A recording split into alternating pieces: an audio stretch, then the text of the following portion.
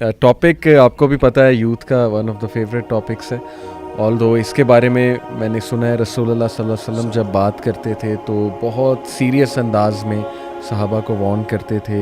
यहाँ तक मैंने पढ़ा है कि उनकी आंखें वाइड हो जाती थी, चेहरे पे चेहरा सुर्ख हो जाता था और सहाबा कहते थे हमें ऐसे लगता था कि अभी पीछे से दज्जाल हमला कर देगा, निकल के आ जाएगा।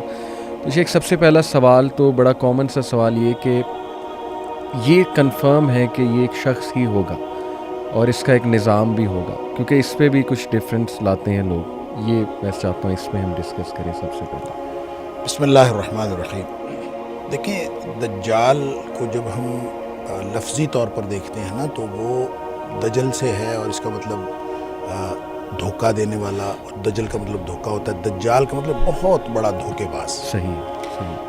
लिहाजा जब इस एतबार से देखते हैं तो दुनिया में जब धोखा आ जाता है, और ख़ास तौर पे इस वक्त जब कुर्ब क़यामत हम धोखा देख रहे हैं और हर जगह पे धोखा दही, और जैसे नबी करीम सल्लल्लाहु अलैहि वसल्लम की एक और हदीस भी है कि आपने फरमाया कि इन्न मिन इक़्तिराब अस्साअ, कुर्ब क़यामत की निशानियों में से एक निशानी ये होगी कि उस वक्त जो है ना सिनून खद्दा, कि जो तुम्हारे ऊपर ऐसे साल आ जाएंगे जो धोखे के साल होंगे।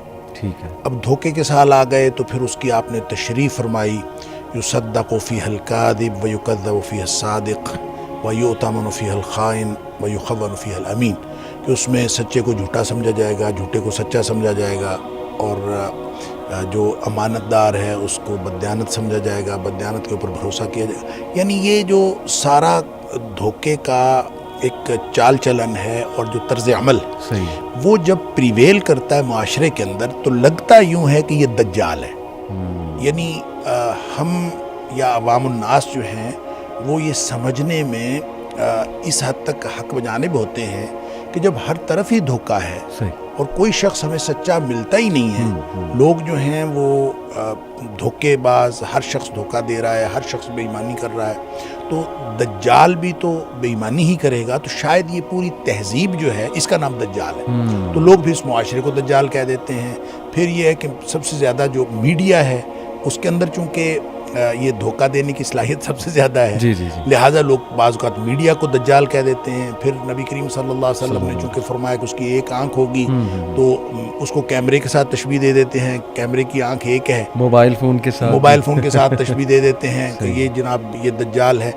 अला हाज़िल क़ियास, यानी इस तरह से लोगों को अपने जो व्यूज़ अप्लाई करने में और अहादीस से जो मतलब अखज़ होता है उसको अप्लाई करने में लोगों के अपने तजुर्बात शामिल हैं। सही, और लोग अपने तजुर्बे की वजह से ये चीज़ें जो हैं इसके साथ अटैच कर देते हैं। वगरना आपने जो बात कही नबी पाक सल्लल्लाहु अलैहि वसल्लम की अहादीस से बिल्कुल वाज़ेह है कि वो शख्स होगा, वो एक आदमी होगा, उसका बाकायदा माँ बाप के घर पैदा हुआ होगा और उसकी एक शख्सियत है। सही है।